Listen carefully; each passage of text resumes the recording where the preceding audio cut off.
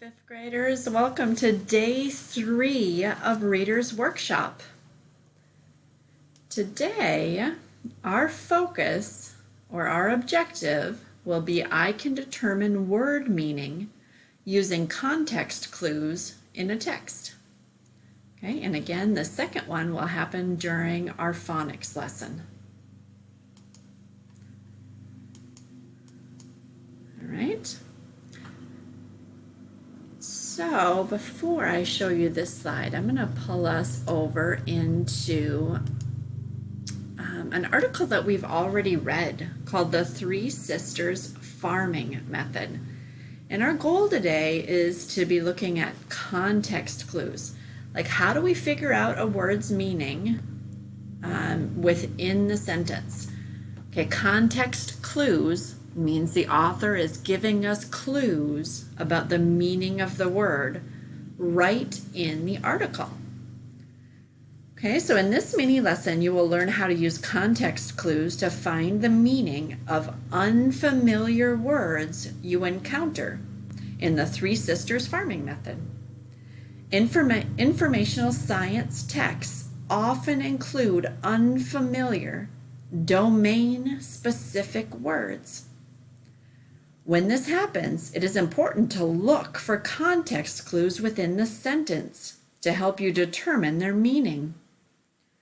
Recognizing and understanding these context clues is important because it will help you better understand the text as you read it, and will also expand your vocabulary related to the topic.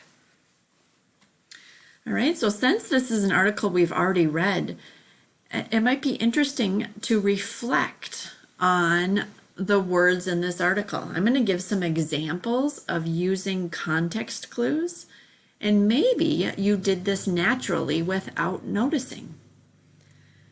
Okay, I'm going to read aloud paragraph 1. Okay, it says, the Three Sisters Farming Method shows how living things can work together to help one another survive. Many historians believe it was created centuries ago by the Haudenosaunee or Iroquois and is still used today. Under this method, farmers plant the Three Sisters corn, squash, and beans close together. The result is that each plant benefits from its proximity or closeness to the other plants. The tall, straight stalks of the corn plant give the bean plants something to grow on. The beans absorb and distribute an element called nitrogen, which causes the other plants to grow stronger. Because of its large leaves, the squash plant retains water in the soil for the other plants. All right, so I want to go back up here and see if I can point out the word proximity. Here it is, proximity. And then do you notice right after the author has comma or closeness? Okay, so what does the word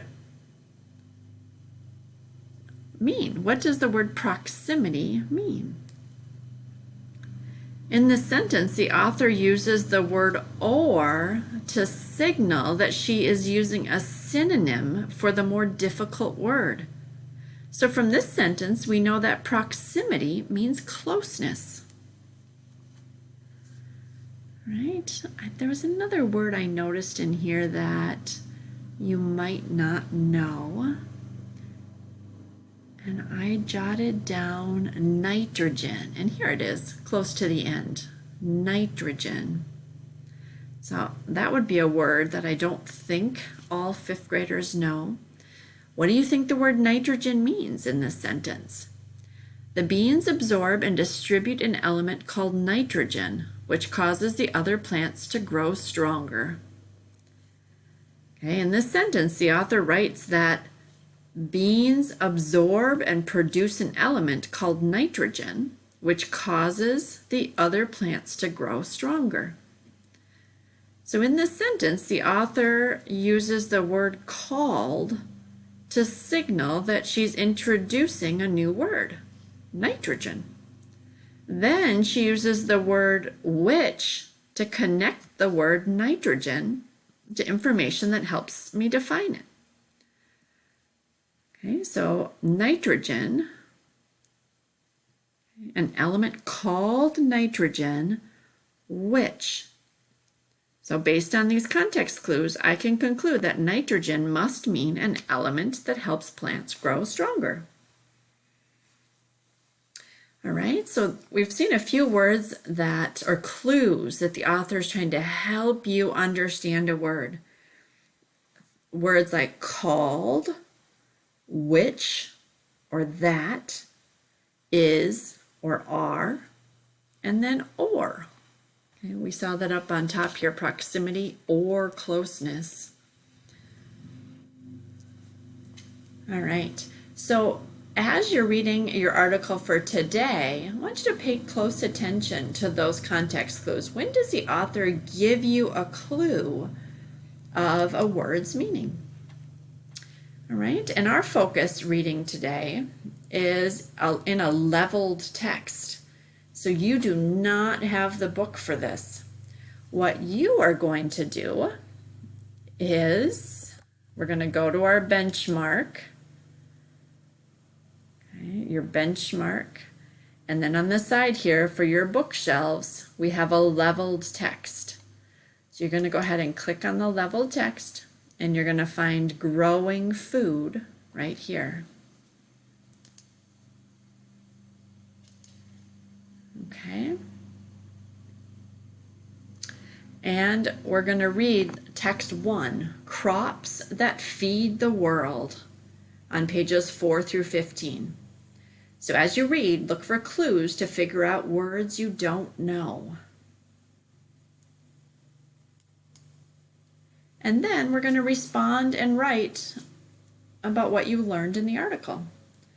Now, I know that these questions are pretty quick right here in the presentation, but I want you to know that these questions are also in your English folder, so you can use Kami to write the answers. Okay, so here's a question specific for page 5. What reason do historians give to explain why humans set up permanent settlements?